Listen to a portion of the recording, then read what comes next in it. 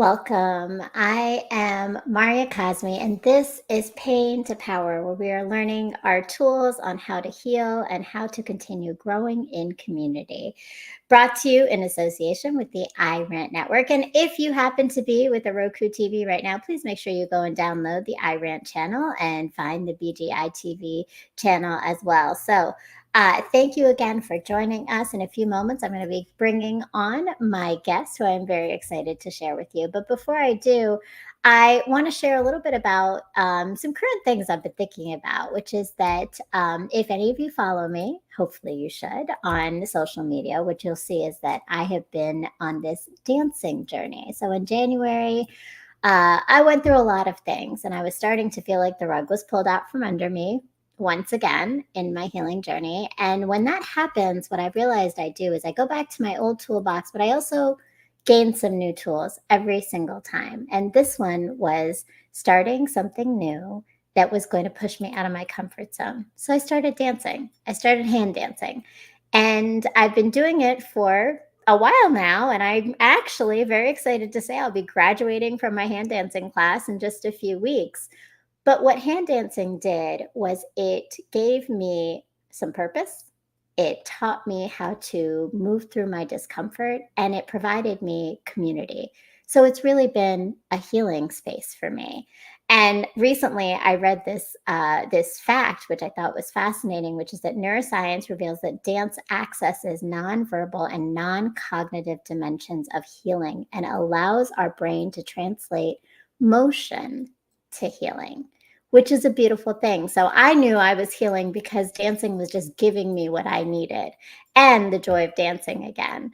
But it's actually literally been chemically helping me to heal.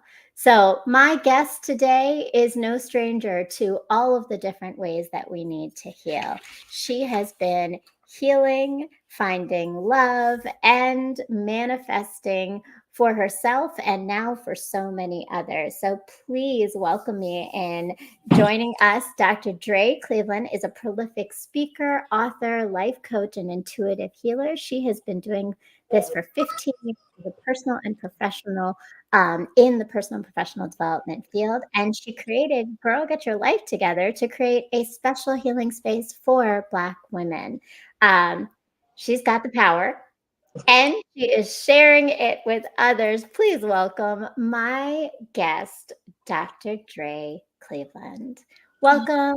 Thank you. Thank you, Maria. It's great to be here. I am so glad that you are here. It's such a great honor because I have been listening to your podcast. I have been reading your book, and there are just so many amazing gems that you are sharing with me in my personal space that I'm so excited for you to share them with everyone else on this show. So it is really a gift to have you here, and such an honor to have you share a little bit more about your story. So I always open up and ask because I think the pain to power journey is such a personal one, and everybody has experienced it differently and gained things differently from it. So for you, as you think about this idea of taking pain and turning it into power, which you're helping so many people do, for yourself personally, what does that mean?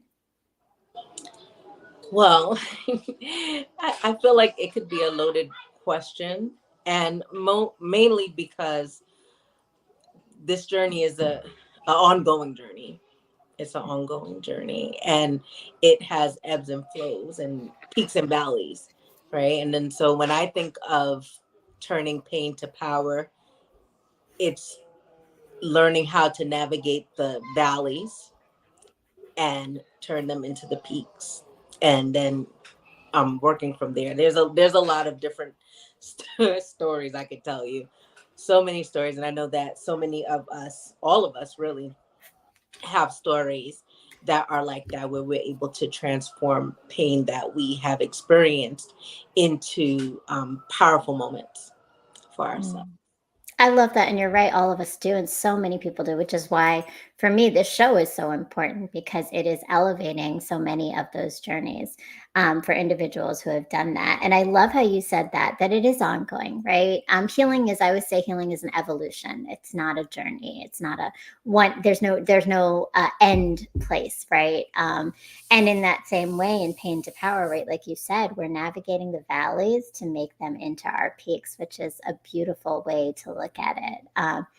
Now, you said you got a lot of stories, but I want to start with the story of you yourself. Describe yourself as a shy kid. Like, you actually were not. Now you're talking in front of international, audiences and writing books and being a public speaker, but you didn't start there. So you actually talked about in your book being smart and quiet was your way of dealing with the world. So tell me a little bit about smart, shy, and quiet Dre as a young girl, and what what you were like as a young person. Oh, I was so quiet. I used to think this is how quiet I was. I used to think that if I would just stand in the middle of a hallway, people would walk and like just literally walk through me. I thought that that was what would happen if I just stopped moving, because I used to be so inward and so like inconspicuous, really trying to like not be noticed. Which is interesting. I'm still pretty shy now. I'm still very much that person inside, but um, it was a way different experience when I was younger. I didn't want to be seen. I didn't want to be heard. It felt awkward. It felt embarrassing. It felt like Mm. I really honestly didn't think that what I had to say mattered. So I Mm. just chose not to speak. And that would be what my teachers would say all the time. Like, she's so smart. Like, on the back of the your report card when you used to have paper. Mm-hmm. I won't say how old I am, but we had I know those report cards. Yes. and the teacher would write that all the time. Like, she's so smart, but she never speaks. She just Mm. will not talk. And that was really the story. I carried that story with me until I was an adult. So it's a very recent journey for me to be someone who would even be doing this right now. Like, there was a lot of work that had to be done for me to be able to be a person that could even just have this conversation with you, and I can only see you. Right, right. But you're actually having a conversation with a whole lot of people. And to that, thank you and welcome to all of our supporters who are here in the chat or watching us as the rebroadcast. Um, wow, like I think that's huge because and this is part of why I have this show, because I think a lot of times people see the end results of where someone is. They see that final stage, or not fully final, but they see when you've come to your accomplishment, when you've come to your success, where you're leading others, but not everybody understands and knows the story of what got you to where you are, right? And not just you, but in general, right? Life. So you didn't know until adulthood, or see it differently until adulthood. Tell me, what was that moment where things started to shift for you in that? Well, a couple of things. So the first one being, I started my first business when I was in my very early 20s. Like, I want to say maybe I was like 21, 22, and it was a multi-level marketing business. So anybody knows a multi-level marketing business, you have to talk to people. Like, Mhm. literally cannot have that business without talking to people. And that was a rude awakening, let me tell you, because even my first meeting, I remember I literally hyperventilated just standing up to say my name. That's all I was doing. I didn't even, there was nothing else to what was asked of me to do. And that caused me a lot of panic. But what I did learn from that experience is that in order for me to be a leader, I had to speak. And that Mm. it was hard, but I had a lot of room to practice in that environment because it was called for from me. Um, so that was part of it, and I was learning and I was developing that, and a lot of that came from like reading books, listening to a lot of tapes. Like, people always say that in multi-level marketing, you gotta read the books, you gotta listen to the tapes.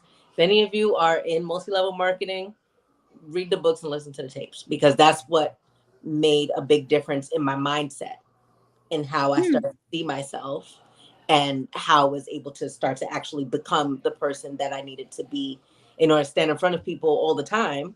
As my team was getting bigger, I didn't have a choice.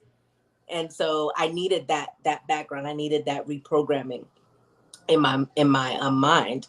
And then that was also a dual effort with my husband at the time, and God bless him, he's great.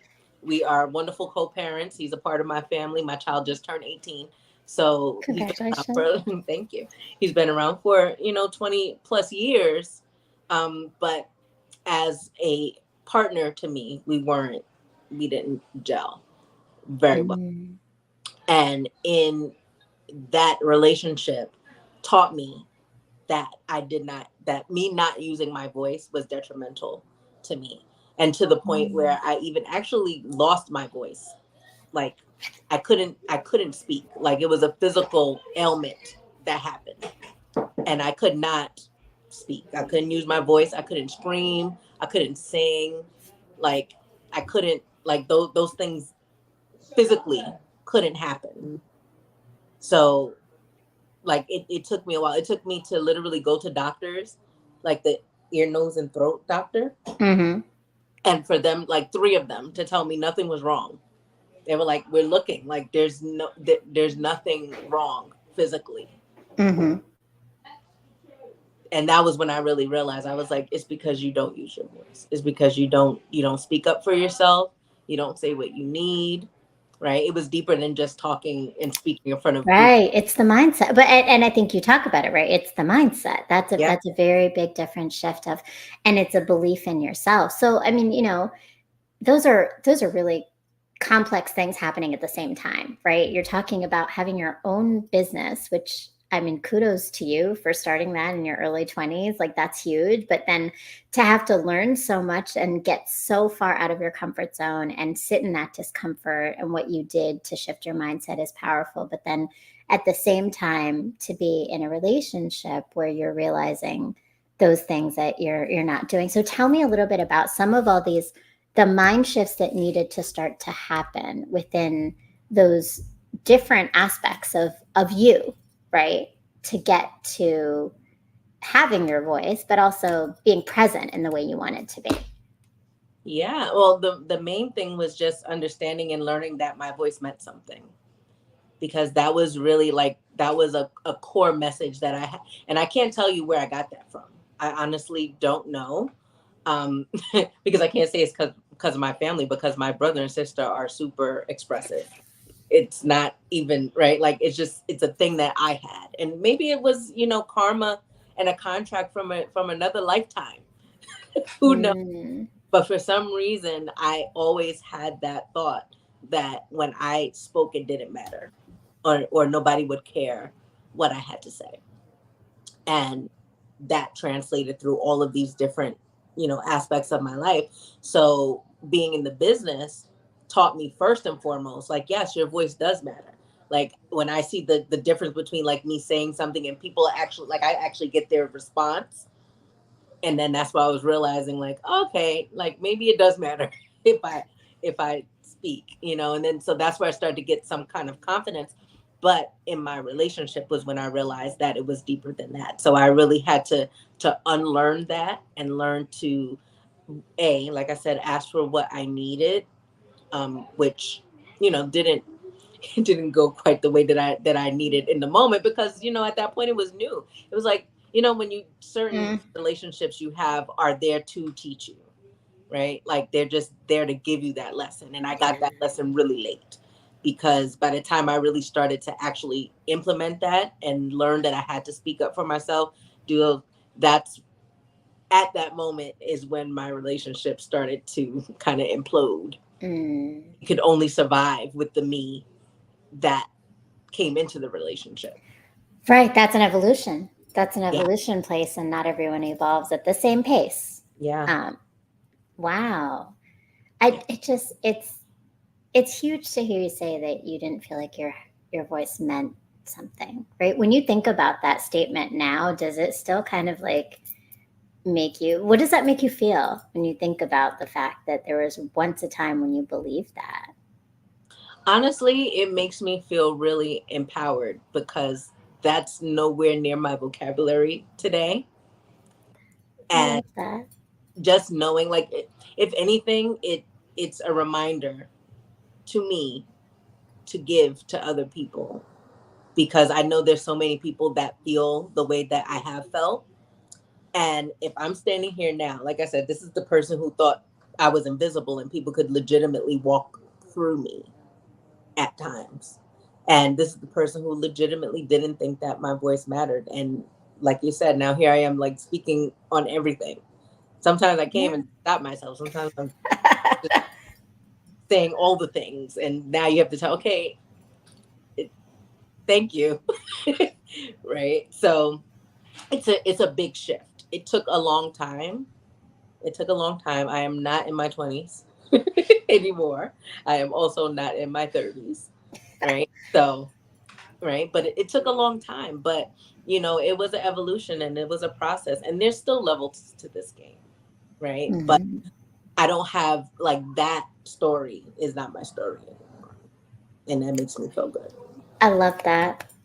I Yeah. love that. That story is not my story. Like it's like literally you put it to bed, it's gone. That's not it, right? And that is how I think really the evolution of healing is supposed to work. You're supposed to peel off those layers and like almost like have them disintegrate, right? They're simply just a part of the story, but they're not the story anymore, right? Um, so you talked about one knowing that your voice meant something, but what are some of these other shifts you had to make? Like, what tell us about this journey of going from because I mean this is obviously like as you're describing it, these are really drastic differences, right? And I know everybody, I'm sure, who you tell this to is like, well, how'd you do it though? Like, what'd you do? Because it's inspiring to Yeah. think that you were able to make such a clear and deep sustained shift in your life and find this part of you that is like, I mean, I look at you and you have this glow and you have this presence and this energy, I'm certain that everyone you interact with has that, with you, right? You're here with family right now and celebrating, and that's because there's something about you that you rediscovered, right? Because it was always there. Yeah. How'd you get there? Well, I know now. I didn't know then. So I'm glad you asked me today and not 20 years. But so I've discovered this idea of something that's called identity shifting. Mm. And in retrospect, I can say that's how I got there. But that is something that I teach people to do now, because now I know there's a name for it. Because identity shifting just means understanding the person who you need to be in order to get the results that you want to get in your life. In my case, it was, like I said, it started out with me just learning to be a leader. And then it morphed into me learning to just be, whole in myself. And looking at, well, who that person is, understanding, like, okay, if I was a person who did know my value or my worth, or did know that my voice meant something, right? Like, how would I be being? Even who do I know that's already that way, right? Mm, I could mhm, that I could draw from, like, people, kind of like a case study, right? And really mhm, understand, like, how does that person think, right? Because they clearly think different than me, because they get different results than I do. mm, How does that person feel? Like, what are the types of things that they would be doing in life? How are they being, right? Just really looking at that and mimicking it. And but a lot of it, like I said, came from those books that I was reading. And I still am a self-help junkie, and like all of my books except one and two that's coming are self-help books, because I'm literally a self-help book junkie, right? Because they worked, right? That's where I yeah, got, like, the blueprint for those things. Like, I knew who I wanted to be. I did know people, and gratefully, like I said, in the type of business that I was in, I there was no shortage of people like that, mm, right? Like, the people who were my leaders, the people who I saw walk across stages, those were the people that I was trying to emulate, because I was like, well, they clearly know how to talk to people. They They clearly know got how it. to, Right, right, right, right. right. And that type of environment, because it's super like controlled, right? Like you have a lot of opportunity to step into that, like you just step right into it, right? So if that's something that I could say to people outside of that realm, right, you do have to start to step into that that person that you want to be. And it can be incremental, right? Like we don't want like a total reality shift. That's why I always, to me, I always shake my head a little bit when somebody goes, and you could do this quickly, like in 30 days. Yeah, sure. No, Ever. no.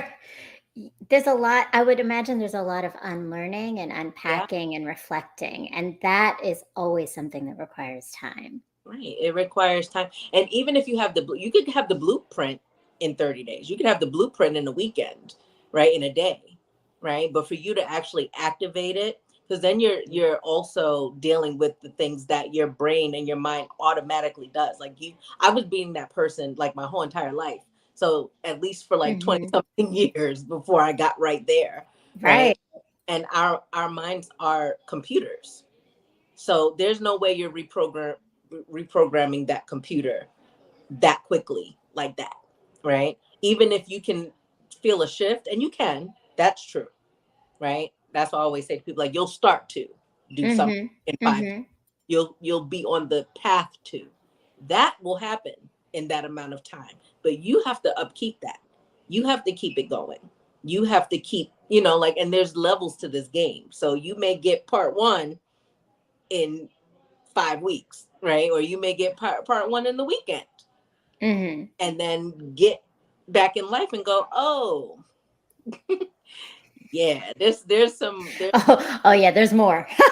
there's more, right? Yes. So Yes. I really think that in a lot of ways it's irresponsible for people to tell people. It's a nice selling point, but Mm. then I want my money back, because where's my transformation?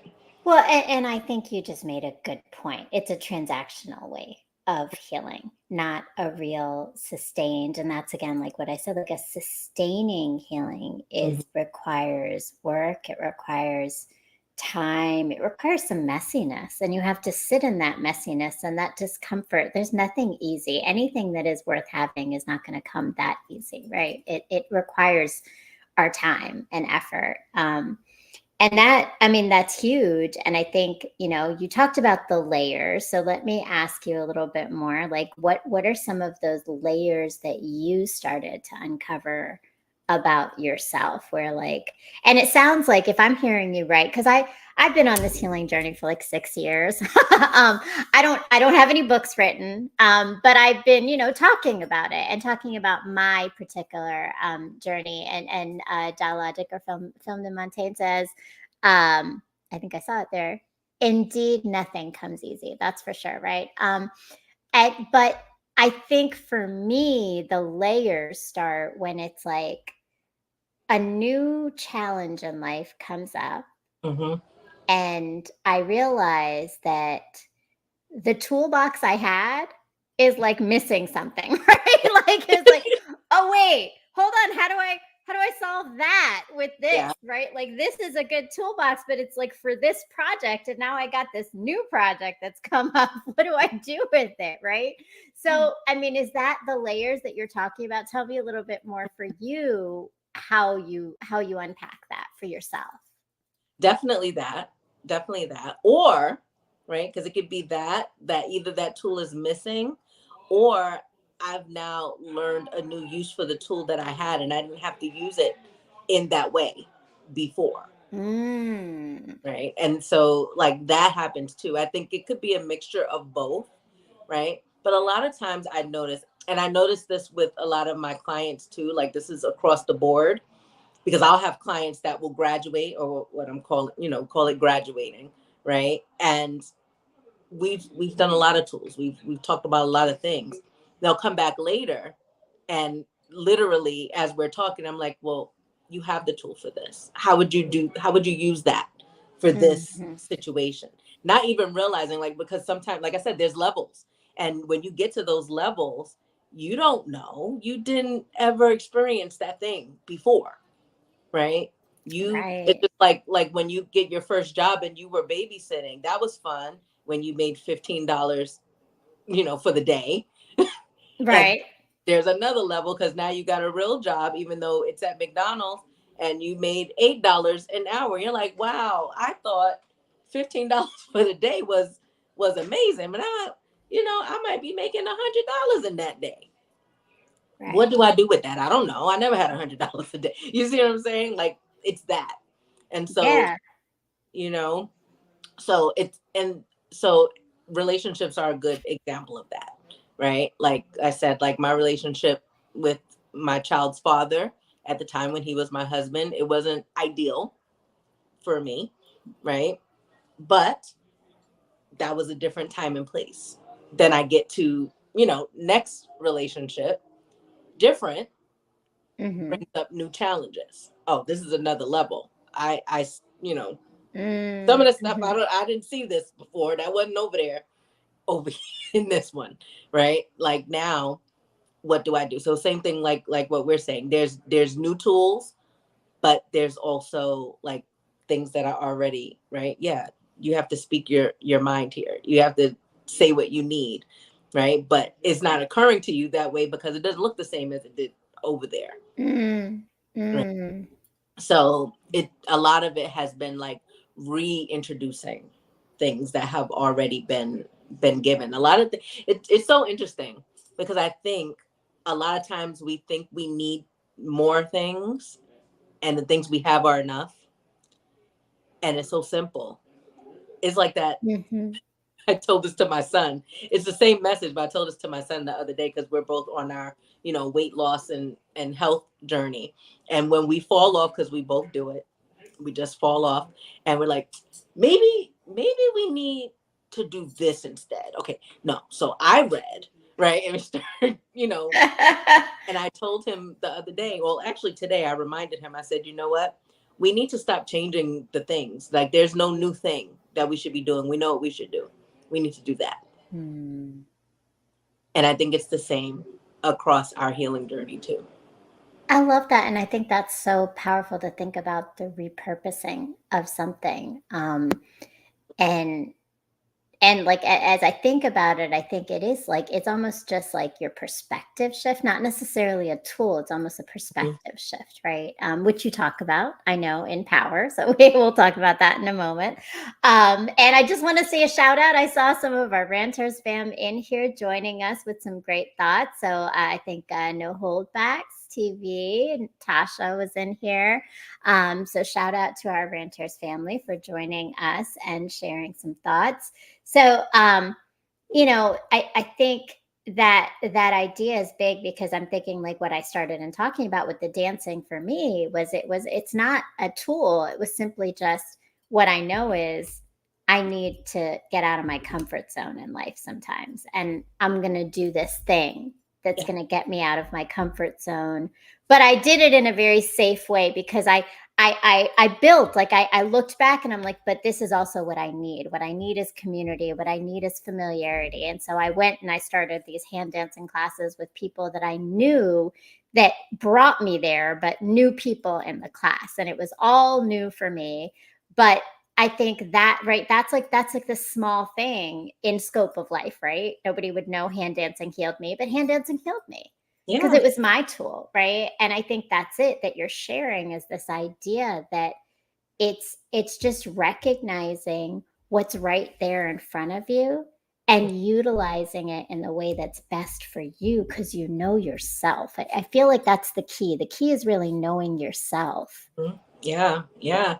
And that's what the healing journey is about. And that's what the L, what we're saying, heal, love, manifest, because that's our mantra, because I believe they go in that order, right? If there's something you're trying Yeah. to manifest in your life and you haven't been able to grasp that, you have to be able to heal those core wounds, those thoughts, like we were talking about, that hold you back. But then there's also this sense of self-love, which that healing journey is a radical act of self-love. because you, Mm. like, that's what that's about. That healing journey is you learning yourself and learning to love yourself, essentially, right? Like, it has its own little Which is a bucket. very hard thing to do. Yeah, It seems so easy and yet it's not, right? Oh, there I yeah, see Tasha.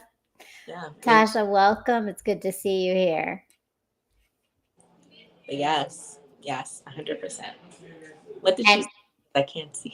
she says, staying focused and having people around you who will support you and hold you accountable to stick with it. That's absolutely true, right? That's again another toolbox. Yeah. Like those are all these things that we put into this toolbox, which is is this knowledge of what we need and what we know about ourselves. And I love it. So you broke it down. You talk about this heal, love, and manifest. So you're starting to tell us. Can you kind of break down that whole like how you look at those three pieces and how they work together to get to this place of really peace and abundance, right? Absolutely. And I'm glad you said getting to peace and abundance, because, like, I think when we talk about manifesting, like, that's my jam. Like, I love to talk about manifesting, law of attraction, all the laws that, govern the universe and bring us to what we want. And, I always tell people, like, yeah, we could manifest a house, we could manifest a car, we could manifest a relationship, we can manifest money. That's great, right? But there are intangible things that are the most important. And when we can get to the intangible things, those other things come quickly. Mm. Mm, mhm. I'm saying I want to manifest peace in my life, I want to manifest abundance in my life, right? Those other things are just like receipts of that, right? Yeah. So, and a lot of people get stuck because they're like, well, I asked for a great relationship. Here, where is it? Like, okay, but like, underneath and in the core of that, like, what's that core thought, like we were just talking about, right? You haven't healed that. You still believe that you don't deserve that. You still believe that, there's not enough men, women, fill in the blank, around who are good and who will, Mm. be the person that you need. You think it's some limited supply. Well, what are the chances of you getting that then, if that's really what's under there? Right. And so just understanding, like, there's a core of intangibles that are where we need to focus, right? And that's what the manifesting journey is really about, right? The rest of that stuff is like superfluous. It'll come anyway, Right. right? But it's like a cycle. So in order to manifest those things, like, yes, we could learn all the laws. I love to teach them. Just give me the floor. But right, I love to teach them because it's great to know how you're getting the things that you're getting in your life. It's wonderful, right? Mhm. But Mhm. to circle back, the beginning of it is healing those wounds, those thoughts. I'm not enough. I can't do it. Why would it be for me? Who's going to listen to my voice? Right? All those things are what Mm. need to be healed first. So healing's always first. If you're noticing you're getting stuck somewhere, what do I need to heal? Right? What are the things that I'm saying to myself? What am I believing about my relationship to this thing Mhm. that's causing me to stay stuck where I am? That's first. And then that level of self-love, like we were just talking about, right? Like, that's like the sprinkle on top, right? Mm, mhm. Like I was just saying, yes, that's what this healing journey is about. It is an act of self love. It's a big, enormous act of self love to do that for yourself so that you can be whole and so that you can have what you want in your life. But, there's other things that are just inherent in learning to love yourself, knowing what you need, even understanding that it's a thing, right? Some people, a lot of people, not even some people, a lot of people. I have a lot of clients who this is what we're working on. Oh, it's a Right? big one. I think especially with women, do you see that? Yeah. Like we don't know what we need because we've been so used to doing for others that we don't know ourselves enough to know what we want. Yep. You're 100% right. A lot of women, the men too, the men too. Mm. But I hear a lot with women for that reason. That is the reason, right? Like, I'm somebody's mother all the time. I'm someone's sister all the time. I'm also someone who has to go to work. I'm also, right? Right. What do you need? I don't know. I don't know. Right? I What do never you thought about it. I never right? had it. Like What do I you was always like, thinking about everybody right, else. right. What's important to you? Like who do you even want to be right Oh, in your life right now? It's like I don't know. I've just become mom. Like that's the identity shift that I made. I'm mom. Okay, well who are you outside of that? I don't know. I lost that lady. mm, mm. Right? And that's what we're dealing with. So you can't tell anybody else what you need, or you can't even know how to bring the right people into your life. You're talking about having great relationships. You don't even have the standards. I didn't have to, Mayra, I didn't know that I needed to have standards. That was a surprise to me. And I'm talking about at this big age. So you see what I'm saying, where there's levels to this game. Right. No, I agree. I was the same. The standards is a new one for me. That's a thing. I can have them. Like Right. I get to make decisions on what I actually allow into my life. It was a transformational moment to learn that. Indeed, indeed. So picture that story that I just told you when I was in my 20s, and I'm telling you, I was at this big age that I am today. This is a realization that I had within the last few months. So it just lets you know Mm. where everybody's on different levels with different things, Mhm. right? Because our life stories are different, right? And going through a lot of the things that I went through younger, I got over here with all of the growth that I've made, and it never occurred to me. I said, "You don't have standards." Like one of my god aunties, I call her my god auntie. She was like, because we usually have like very similar trajectories in relationships. I'm Mm. going off the tangent, but this is a good story. I love a good story. Go for Yes. it. So she was saying, she said, you know what it's like? It's like when you're going house hunting, and somebody's like, here's a 2 bedroom house, and you know you need a 5 bedroom house. And you're like, but I like this 2 bedroom house. This is a nice house. I should get this house, knowing that you need a 5 bedroom house, but you're trying to Mhm. fit into a 2 bedroom house. And I said, I get that. But for me, I didn't even know I needed the 5 bedroom house. I was happy. You have a 1 bedroom house? That's fine. I know I got a lot of stuff, but I'll make it work. That's where I was. Well, so tell me, not to interrupt your story, but I'm curious because that is, I think the way that you approach that and how we approach that is different. Because so when you unpack that more, because for me, and then it's like, well, what made me think that I don't need that I can do this? And I think that's been my recent journey is, oh, I've accepted whatever people gave me all my life. Like that Mm, was the thing. I'm a middle child. yeah.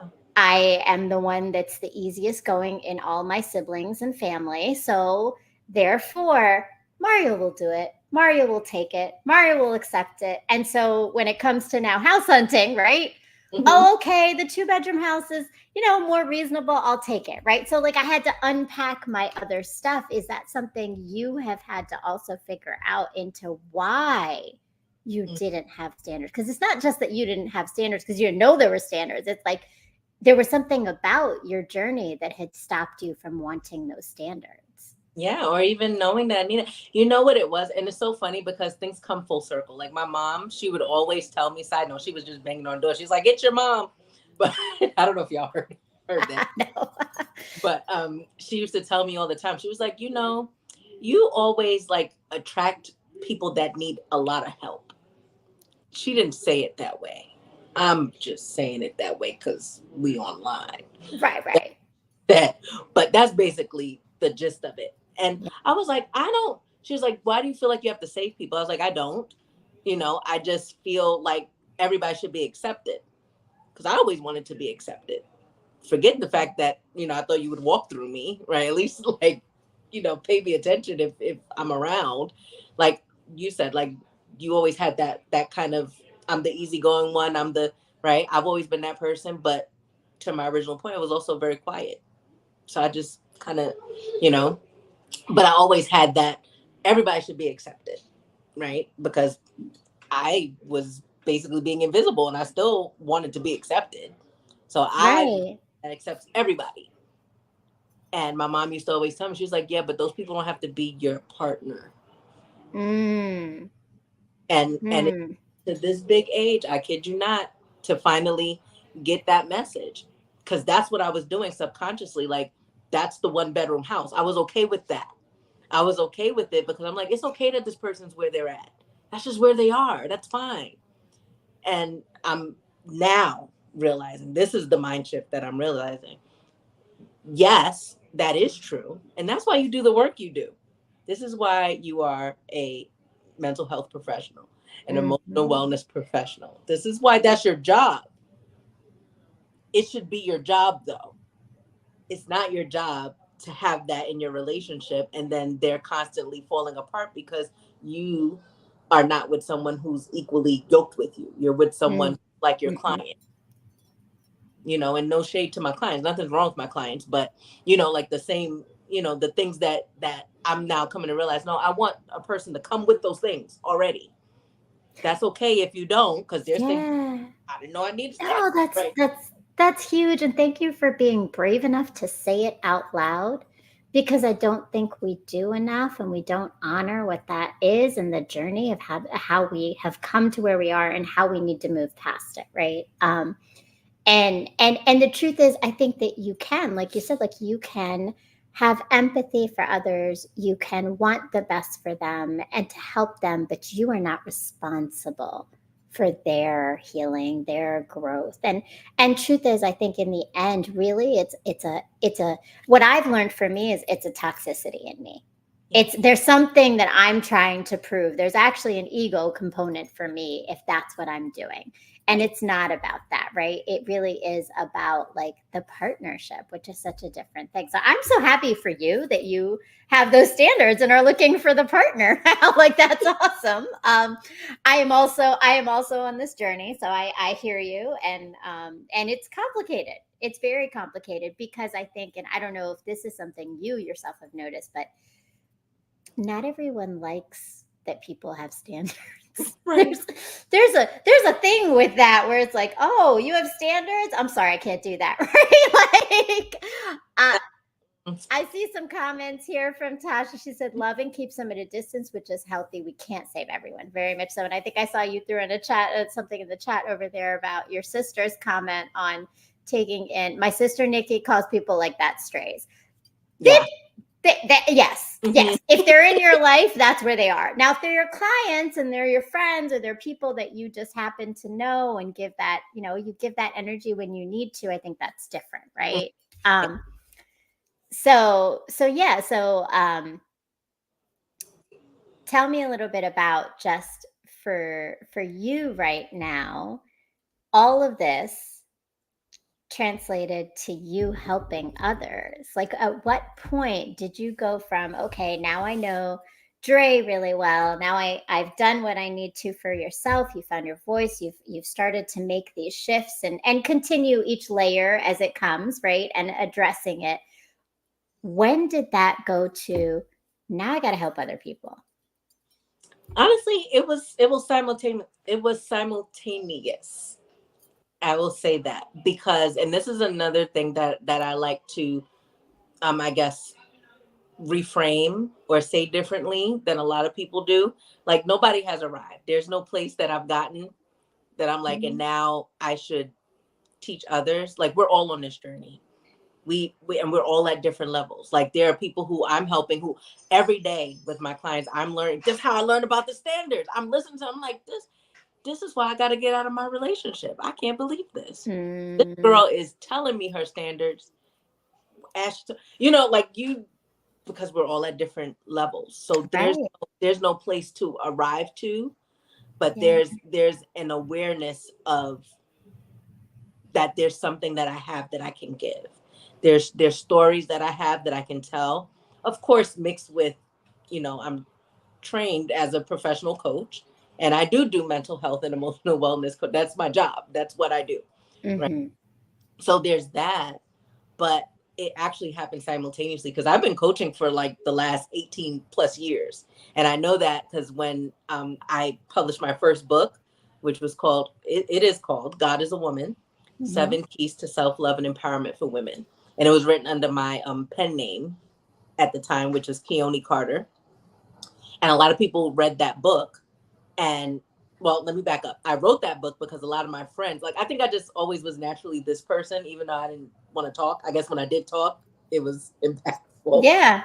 Yeah. Go Yeah. go figure, because I didn't know, right? But that's why I wrote the book. So I was like, maybe instead of me just having all these one-to-one conversations, I could kind of collate this and it'll be a book.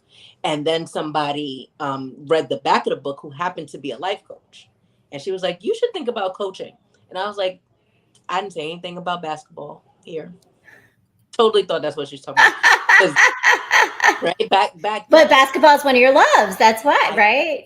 yes, I love. There it is. It's right there. Exactly. I love basketball, and also at the time. Oh, and there's Dr. right there. And then you got God as a woman there too. I got that one too. Yeah. Oh, thank you, Margaret. Thank you. But Well, that's thank you. I'm getting so much from this. So thank you. but that's what I thought she was talking about, because coaching was such a new thing at that time. I had no clue. I was like, why would I be a coach for that? And she was like, no, what you're doing for free already, you could get paid for that. I said, say what now? Whatever do you mean about that? And she told me, and she was like, here's where, there's different programs, look them up. You can get certified as a coach. And that's what I did. And I've been doing this ever since. It's been in different iterations. But now, the iteration that it's in now is about empowering Black women in particular to heal those emotional wounds and develop that self love, and so that we can manifest what we want in our lives. So Uh, I that love that. And that's amazing. So, and that is called Girl Get Your Life Together. yes. So tell me about Girl Get Your Life Together and just, I mean, in this new iteration, I love that you center Black women because I think identity and healing is such they're so powerfully intertwined. Hmm. You can't have a conversation about healing without examining and understanding yourself and your identity, racially, culturally, gender wise, all of it. So tell me more about Girl Get Your Life Together. 100%. I feel like you just said it. I feel like you literally just said it, because this work came out of my doctorate. When I was doing my research for my doctorate, so let me back up. What my doctorate is in is metaphysical science. And so when I did my dissertation, I'm telling you, like, my ancestors came onto my spirit. They are good at doing that. But they came onto my spirit and they said to me, your dissertation is going to be about changing the narrative around who we as a people believe that we are, and having people understand that we are the people that are creating it. So my actual dissertation was healing post-traumatic slave syndrome through deliberate creation. That's Mm. what that's what my topic was. And about showing people, like, because of the laws of the universe, like I said, I love to talk about it. Give me the platform, I'm doing it. Right. But to understand, right, the universe is the universe, right? Like, our unique experience as people of African descent, and the trauma that came with that, does not dismiss us from being under the laws of the universe, which Mm. also then means that we are the creator. And if we want things to be different, we have to create it. All of our talking about all the things that were, or that have been, or that still are perpetuating more of the same things. And that's on a community level, that's on a global level, but it starts with a personal level. And so if you can get that you're doing that inside yourself, then you can Mm. understand how that shift gets made up the ladder. But we can't even see that without looking at ourselves first. The internal work. I Mhm. so I know that when we first met, I did tell you my work is in race and equity. I work particularly in the education system on that, and I think everything you just spoke to is so much a part of how we transform environments, how we transform the culture of spaces through that internal work of understanding self, and then the external of others, right? Like, and how are you going to take in everything else around you, right? Which I love the way you did that. And so your community is online mostly, or is it in person? It's actually a blend of both, but it is mostly online. But every year we do retreats, or some like in-person thing. But the retreat is the highlight of our year, which we are doing this coming July. So I'm excited. It's coming That's up. very Um, exciting. we're going to Puerto Rico, so that's fun. This is the first time that we're going outside of, well, that is the United States, but you know what I mean. We getting on a plane. You getting on a plane, traveling. We're not going Somewhere warm with a beach. right, So, right, with the and palm trees. and palm Right. trees. Yeah. Hold on one second. I think my mom wants her cigarettes. This is why she's knocking. I Hold on. got it. Gotta go take care of mom. No Yeah. worries. Uh, Thank you. And for everybody who's joining us right now, who's been on this call with us, please make sure that if you haven't done it yet, you go like this show right down there on the YouTube, that you click the little link to subscribe, and you make sure you hit the bell, because we are here every Sunday at 9 p.m. talking about the journeys of pain to power and how we can take our pain and manifest it into our power. And today I have Dr. Dre Cleveland sharing with us her journey. And right now we're talking about her healing group specifically designed for Black women to learn to heal, love, and manifest. Girl, get your life together. I love it. So tell me a little bit about what the group entails, what the process is, how do people get involved in it? Because I know I got some listeners on here who are like, okay, sign me up. Where do I go? Because this is what we need, and it is. I'm a brown girl, but I feel in solidarity everything you're saying, how important it is. So I love it. Well, I love how your producer just found like all the things, because that's the He's thing. amazing. Love Mr. M.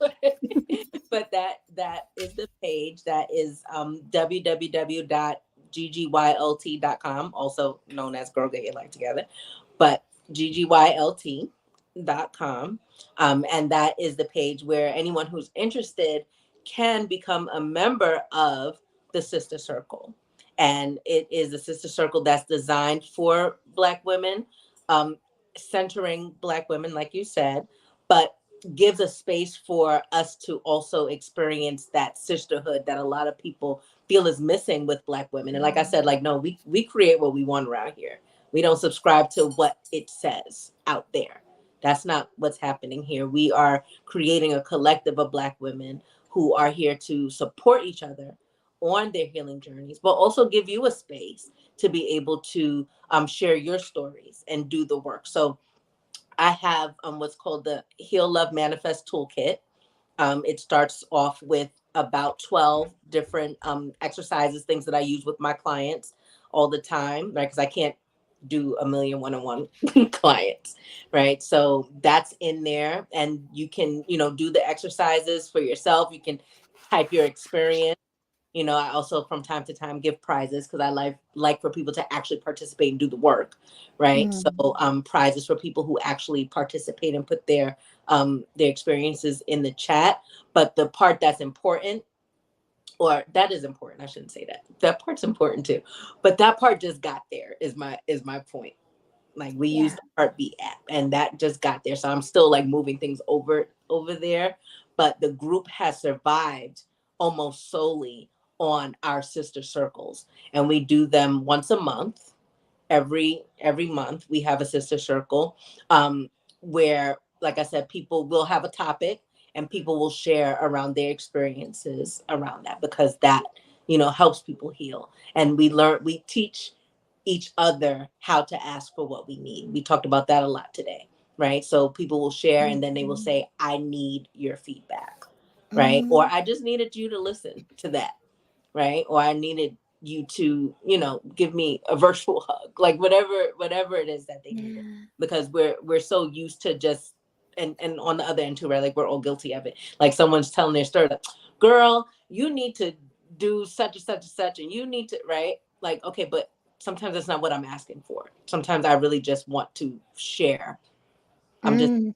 I'm just saying this. I had to get it off my chest so I could feel free of it, right? And I want to be able to ask for that. So I could do that out in the world too, right? Right. So Right. that's what that's for. And then we have our grounding room. So when people enter into our circle on the level where he's showing the video right there, that's at the ground level. So that means that they have access to different um sorry, I lost my train of thought because there's little children like yelling and screaming out there. But where we bring in guest speakers who have different modalities in healing, self-love, manifesting, anything like that. They come once a month to share with us. So everybody who's on that level gets to be at that meeting, you know, be in community, be able to ask questions live of the person who's there, um, and have access to the toolkit, like I was saying. And then we have another level that we only open up every so often, because that is a very tight knit community. Because Mm. we have built a sisterhood that way, and we bring people in, Mm. ever so often, but they have to start at the ground level. Right. Ladies have already told me, don't just bring just anybody. Right. But and that's so important, because I think that what you're doing is creating safety and trust in a space, and that requires everybody to understand how to create that for each other, Yeah. and communication. So that's important. Wow, it's beautiful. This has been such a great conversation. Thank you so much. I truly appreciate your time and you sharing. Now, I know that on your podcast, you always close out with an oracle card. And I was wondering if you would be so gracious to pull a card for us today, and just the energy that we're in. I shall do that. Okay. Well, I did bring my cards since you did ask me. These are This is my favorite deck. This is it's called the numerology deck, but I like it because it's very simple. It has colors, numbers, and like a word on the cards. Um, but I like that because it makes it easy to just give a very simple message. Mm-hmm. There's not a lot going on with the cards, so you can just easily just pull from that. So I'm doing I that now. love that. I'm playing now I while love that. So, and tell us, because I don't necessarily know the difference. People talk about tarot cards and oracle cards. Tell us the distinction between them and why you choose oracle cards to close out your podcast. Yeah. Well, the difference is, well, I'll say it this way. It's not a huge difference, to be honest, right? Tarot's also a type of oracle. Oracle just means like that it speaks, Mm-hmm. right? But tarot itself is its own controlled system. Like whatever type of tarot there is, you'd see the same type of cards in that system, Okay. Okay. right?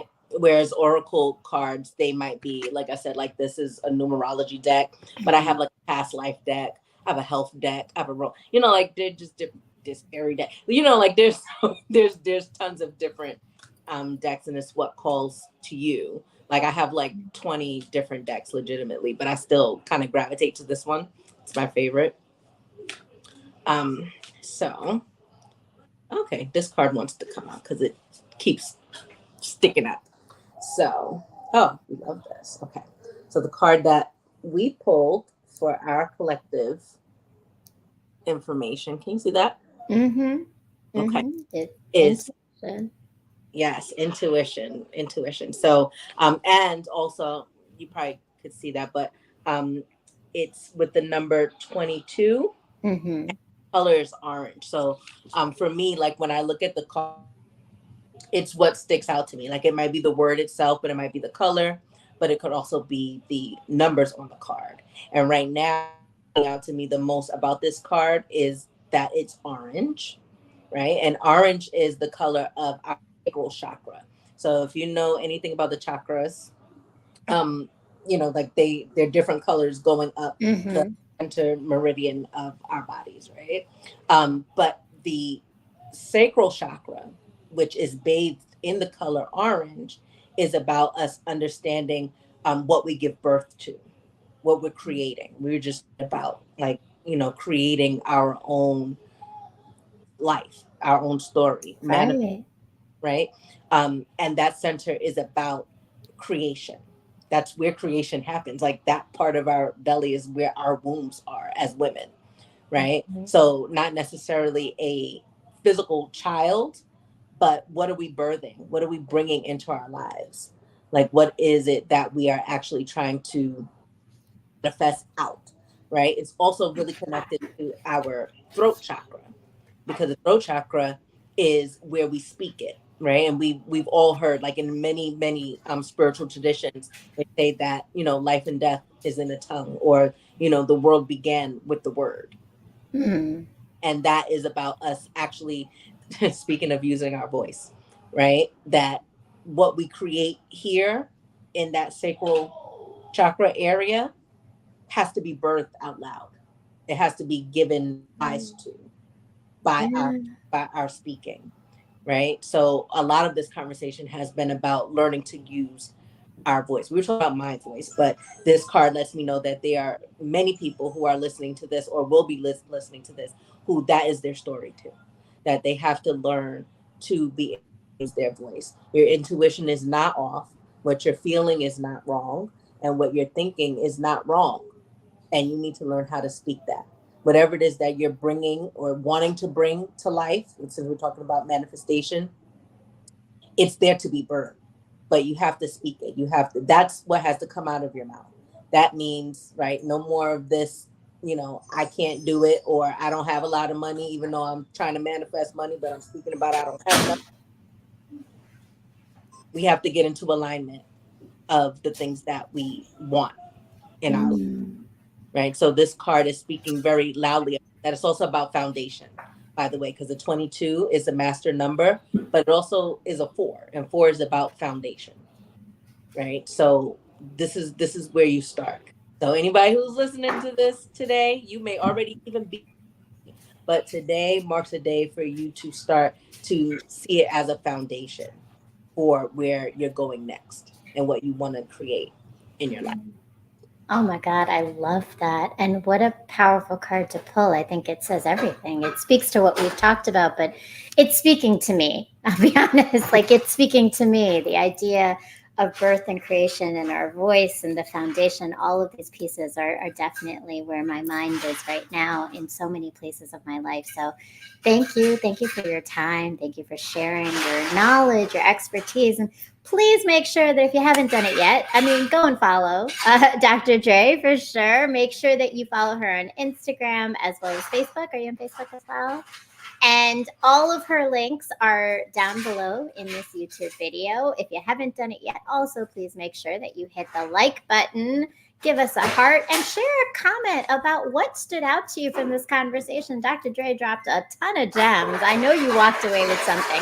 Let us know what it is. Follow her, follow me. I am also a writer, so go to my website, www.browngirlinterrupting.com. I actually recently wrote some posts. One is called Time is a Transformational Tool, all about my journey of motherhood and parenting, and a lot of those layers coming up. And Rath Kirani, which is Queen of the Night. So a little bit about my cultural journey as well.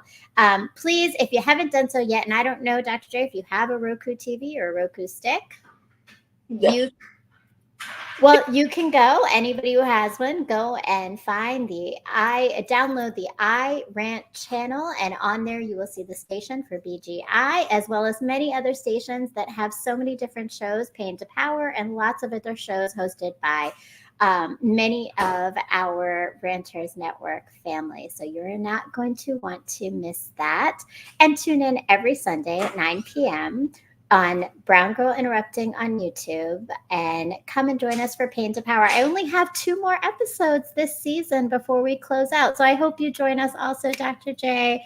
And definitely June 9th is the final episode for this season. But it's going to be some great conversations up until then. Thank you so much, Dr. Dre. Again, I really appreciate your time. And I know you got a party going on back there that everybody is waiting for your energy to come back to. So I will let you go. We really appreciate your time today.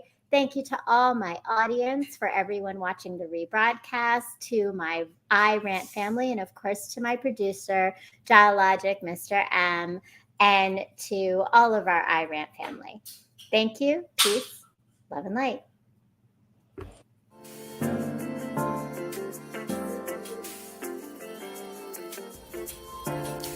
My world has slowly crumbled around me countless times, and every time I rebuild with the pieces I've been given to birth something so transformational and beautiful that no one else knew might exist before it was shown to them.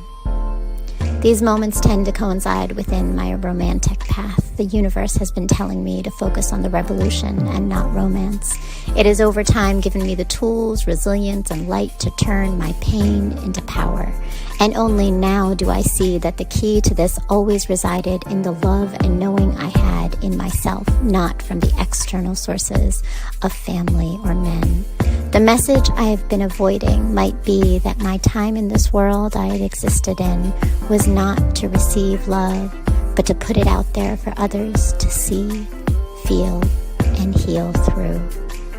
Revolution before romance moves pain into power.